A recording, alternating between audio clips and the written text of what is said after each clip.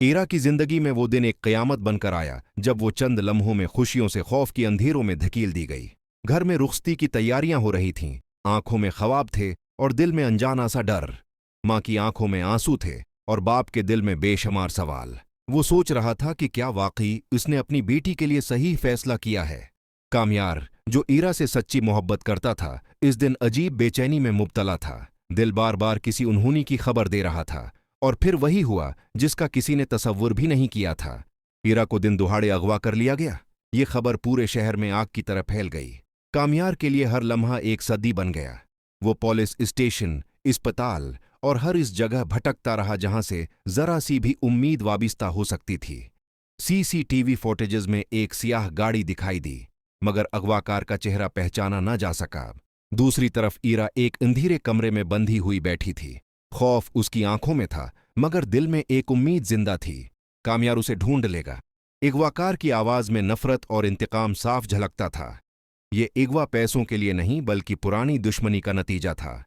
ईरा ने होशमंदी से उसकी हर बात, हर हरकत, हती कि उसकी घड़ी पर मौजूद एक खास निशान तक ज़हन में महफूज कर लिया।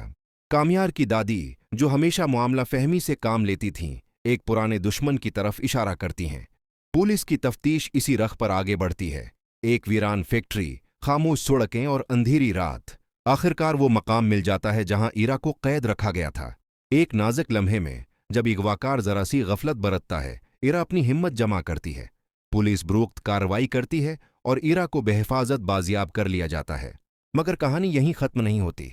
अगवा के बाद ईरा जिस्मानी तौर पर तो ठीक हो जाती है, मगर दिल और दिमाग पर खौफ के साए बाकी रहते हैं। रात को जरा सी आवाज पर चौंक जाना, तन्हाई में माजी के मनाजर, ये सब उसका पीछा नहीं छोड़ते। ऐसे में कामयार खामोशी से उसका सहारा बनता है, बगैर सवाल किए, बगैर जज किए। वक्त के साथ ईरा खुद को संभालने का फैसला करती है। वो नफ्सियाती इलाज लेती है, अपने खौफ को कमजोरी नहीं बल्कि ताकत बनाती है। एक दिन जेल से अगवाकार का खत आता है, माफीनामा।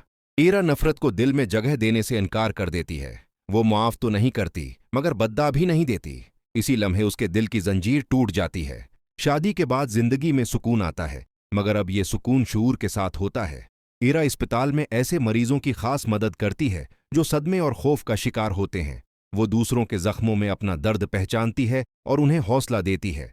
कामयार भी बदल चुका होता है, ज्यादा जिम्मेदार, ज्यादा हसास और ज्यादा सच्चा।